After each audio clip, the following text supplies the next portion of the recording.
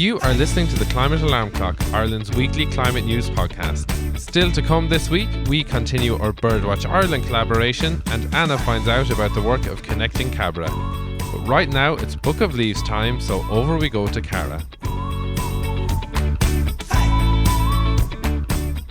Hello and welcome to this week's collaboration with Book of Leaves. It's Ceara here, and this week I'm going to introduce you to an amazing youth activist called Amy O'Brien.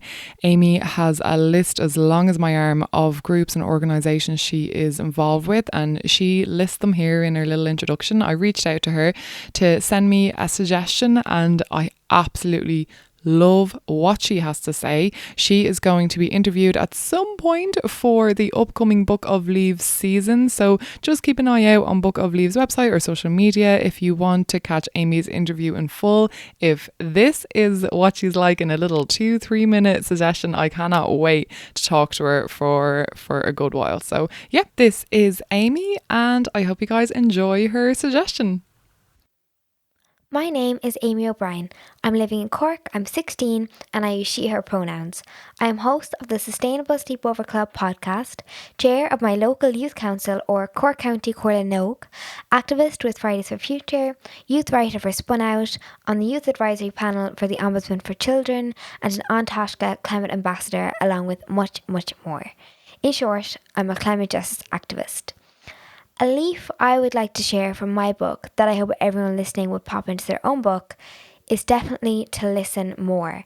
My climate activism revolves around climate justice, which means that we recognise the social inequalities in historically causing the climate crisis, how people are impacted differently, and it's all about people. If we achieve climate justice, it would have to mean that we also liberate Black and Indigenous people, people of colour, women, the LGBTQIA+ community, those most impacted by extreme weather events, disabled people, and so on. So if that is what climate justice means, and that is what I do, then it is vital for me to prioritise listening to others, and particularly those who are further marginalised by systems of oppression because even though I'm a woman, I'm a white, able-bodied woman from a stable background, etc. I have just tried to get to know other people, really listen to understand other people's experiences, and have a chat even with your friends and people in your own life. It can be so valuable. With my friends, we started the Sustainable Sleepover Club podcast, and I've learned an unbelievable amount from hearing their perspectives, or even talking to my grandparents about growing our own vegetables and how the world has changed in their lifetime, and about their knowledge of nature. Another great way of listening is picking diverse podcasts, diverse content to consume, diverse books to read, and so on. So I think just actively choose today to listen to another perspective, because those different points of view have seeped personally into how I navigate everything now. If you're an older person, listen to a young person. If you're settled, listen to the travelling community.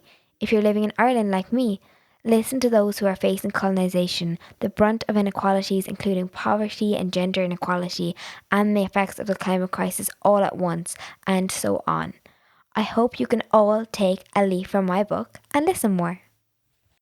I love it. I love it so much. It's a really, really important suggestion. I hope you guys can take that on board and listen more. And if you would like to listen to the interview that I'm going to do with Amy in full, keep an eye out on Book of Leaves. If it's not already out, it should be out in a couple of weeks. So that's really exciting. And in the meantime, check out her podcast, the Sustainable Sleepover Club, which is looking at the UN Sustainable Development Goals, and it's really, really brilliant podcast with lots of young people involved. So absolutely check that out, and thank you so much for listening.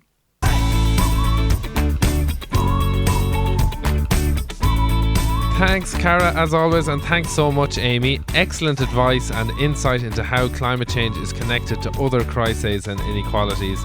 And it definitely provides food for thought for us here at the Climate Alarm Clock as to how we can better promote the voices of marginalised communities.